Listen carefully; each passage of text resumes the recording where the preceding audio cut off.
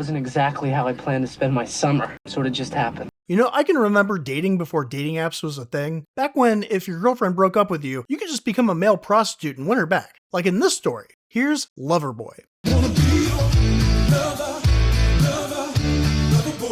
Beautiful women actually paid you $200 a piece to sleep with them? You could be the love doctor of Beverly Hills. Probably some young Beach Boy stud with a name like Jason. So we meet Randy Bodick, who's trying to have a romantic night with his girlfriend Jenny before they go home from college for the summer. But his friends ruin it by showing up and throwing a party at their dorm room. How bad could it be? When she comes home, she's understandably upset and shuts off the power to the room with an extension cord. Why ruin a good thing? The next morning, she explains that he never puts her first and has never mentioned to his parents that they're dating, let alone living together. So he assures her that he'll tell him as soon as he sees him. Then when his dad shows up, he physically blocks her from meeting him and claims that she's a tutor when she storms out. I get the hint, Randy. At home, his dad finds out that his grades are shit, so he decides not to pay for him to go back in the fall. He's like, fine, college was stupid anyway, I'll just get a job. Then as soon as he gets a job at a Mexican-themed pizza place that makes him wear a fake mustache, he's like, fuck this, I need to go back to college. Couldn't he just work somewhere else? It really wouldn't help. That's how draining restaurant jobs are. Look at it this way, in 100 years, who's gonna care?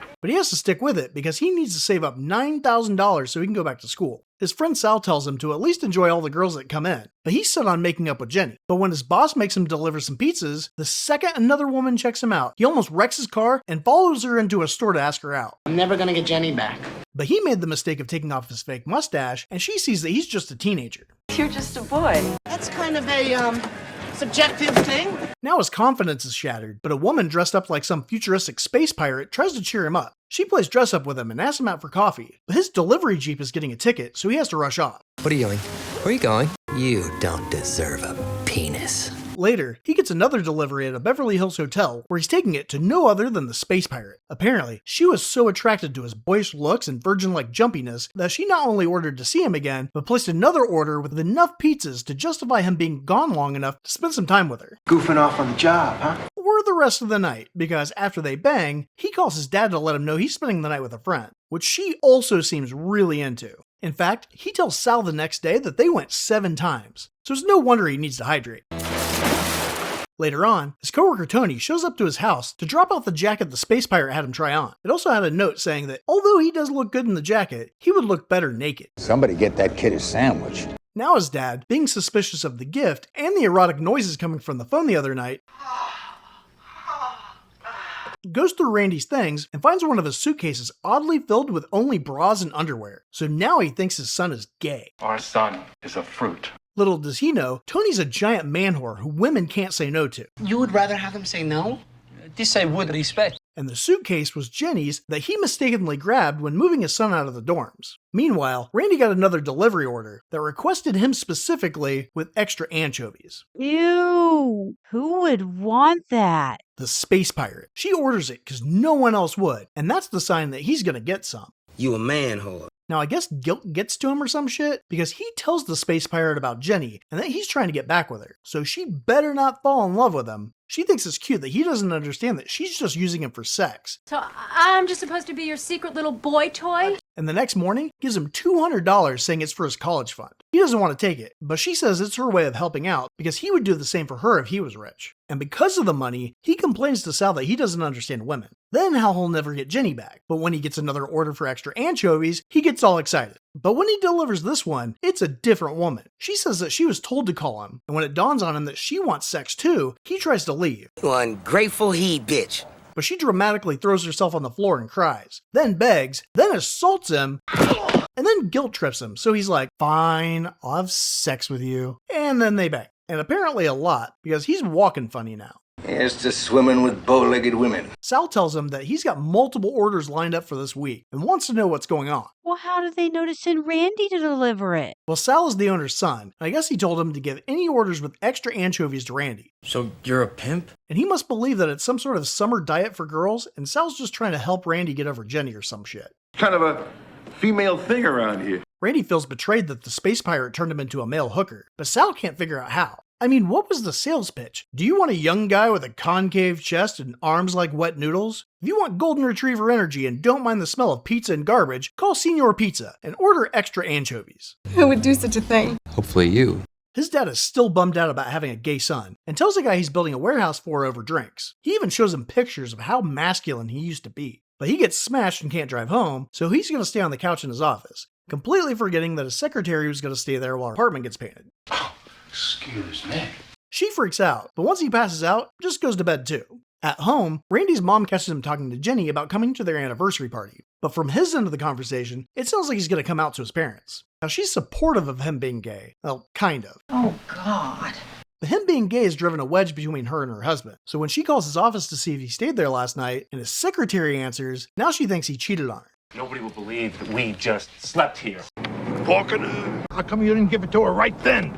At work, Randy gets a visit from a guy from school, Jory, who's always hoping that him and Jenny would break up so he could get with her. And after they fight, Sal stupidly calculates that Randy only needs to sleep with 43 more women to go back to school. So thinking that that's a reasonable and achievable number, he delivers his next pizza. You got yourself a man whore. This time, it's another woman who wants to get back at her husband for cheating, but she just wants attention and somebody to dance with. And when Randy comes home dancing, his dad thinks that he's even more gay. So he brings him a sports magazine and wants to throw the ball around. But he's more interested in learning how to treat women better, and starts learning new skills at home to be the best man whore he can be. Haven't had any complaints yet. But won't they pay him the same amount even if he sucks? The last time I didn't get the money up front, I got the big stiffy. Shut up. That's how you get repeat business. He needs 42 more calls, not 42 different women. So far, he's lucked out and got attractive women. But if he's bad, they may pass his number on to uggos. Ugly is not a problem for this guy. My man would stick his dick in the he monkey.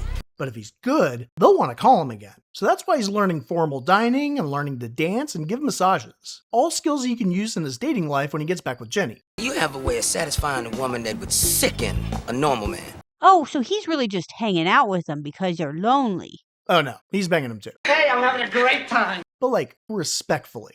Like, he listens to him beforehand and leaves goodbye flowers after he tires their old asses out. Maybe later. He's up to $6,000, and business is only picking up. Sal's even started letting the women use their credit cards over the phone, and Randy feels comfortable enough to dip into his savings to buy some nicer things for himself. But things are about to bite him in the ass. One night at Lover's Lane, Jory randomly stops assaulting his date to notice Randy with an older woman. Then the next day, either this woman didn't care that her pizza cost $200, or he didn't think that anyone would actually order extra anchovies. But when he strips in her living room, he hears her kids excited to eat their pizza and takes off. I give you coupon discount. And even though his next client's husband is a bodybuilder who makes him dream that all the husbands are trying to kill him, he still bangs her anyway. Then the next day, one of them comes home early. It's the guy his dad is building the warehouse for, and his big business idea is toy robots that double as home security systems. So when he tries to escape, he keeps setting off all these robots that he has randomly spread out through his house, and even more that are still in the box that apparently come turned on with batteries included. When he still can't find him, the husband looks at his wife's planner and sees that she had an appointment with the dancing lady's doctor husband, and assumes that's who she's been banging. Don't jump conclusions.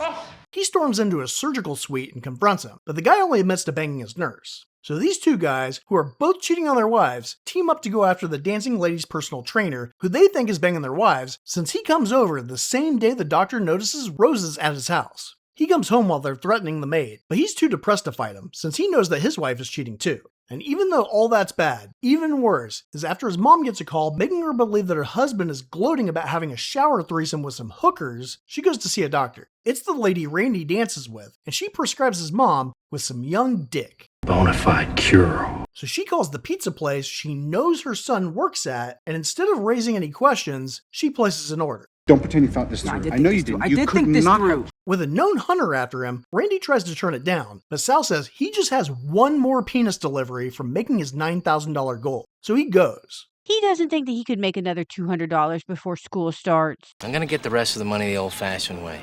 You gonna steal it? Shut up. He makes $4.80 an hour. So after taxes, he's looking at about a week and a half of work, or he can do an hour and a half of cheap, meaningless sex. Now, I make way more than that, but I would still absolutely make that choice.